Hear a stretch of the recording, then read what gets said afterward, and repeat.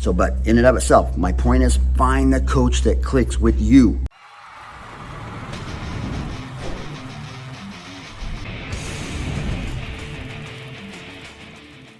This week's homework for you is to do your homework. And where I'm going at with this whole thing is a buddy of mine hit me up a couple days ago. Mitchell helps me a lot with our Discord.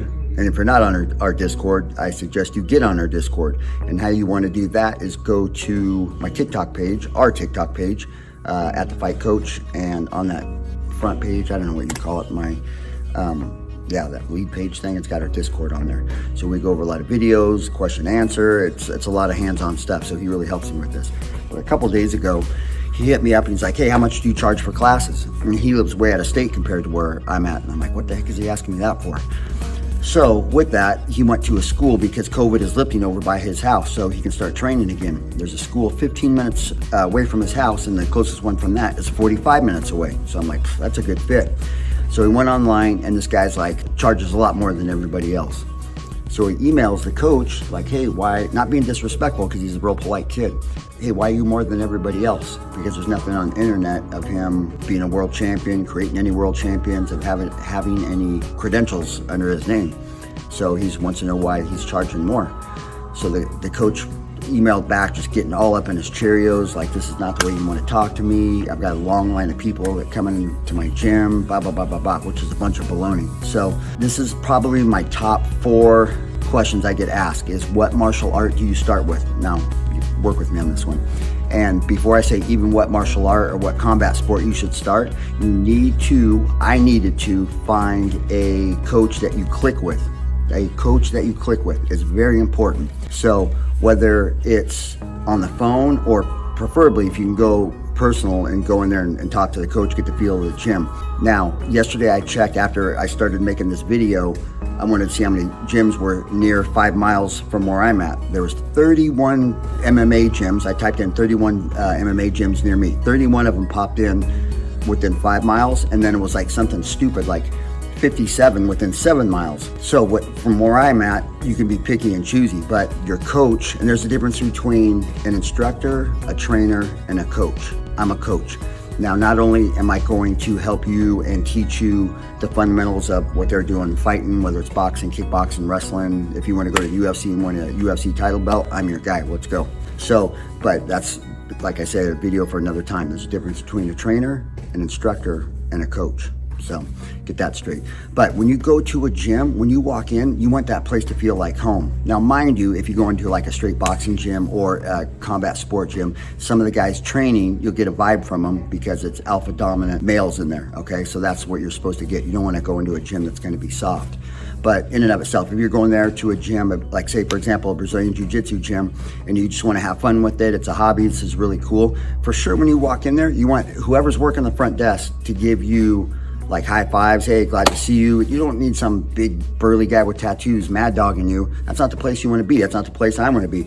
I go to a lot of gyms. Most of them I'm familiar with or I know the people, but some I don't. And I walk in, I'm like, man, this place is really serious. But it's a fight gym, so it's a little bit different. But in and of itself, when you walk in, everybody should be cool, from the students to the instructor. And if they're not, that's probably not the gym for you. So what I'm suggesting is go look at some gyms, pull it up on wherever, Google or whatever the heck it is, and go visit them and find a coach that's going to back you, whatever you want to do.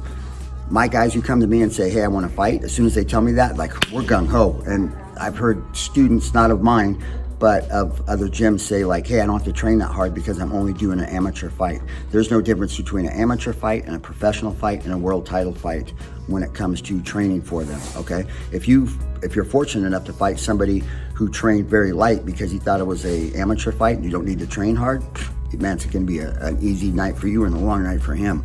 So, but my point is, with that, find the coach, because that coach will be in the school. Now, if you're worried about if it's boxing, wrestling, jiu-jitsu, whatever it is, try to find an MMA school, because all those will be under one roof. So they'll have multiple coaches and multiple classes. So hopefully you can pick up on all of them in and of itself. If you have a gym that's got like say 4 or 5 coaches in it, you're gonna for sure find one coach that you click with. And if you go to him and say, hey, I wanna fight in UFC, he's like, bring him on board and let's do this.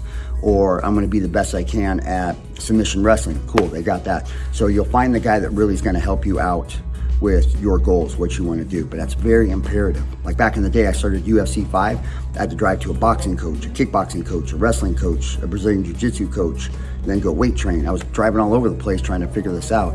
And now everybody's spoiled because under one roof, you can come here, I can show you everything and then some.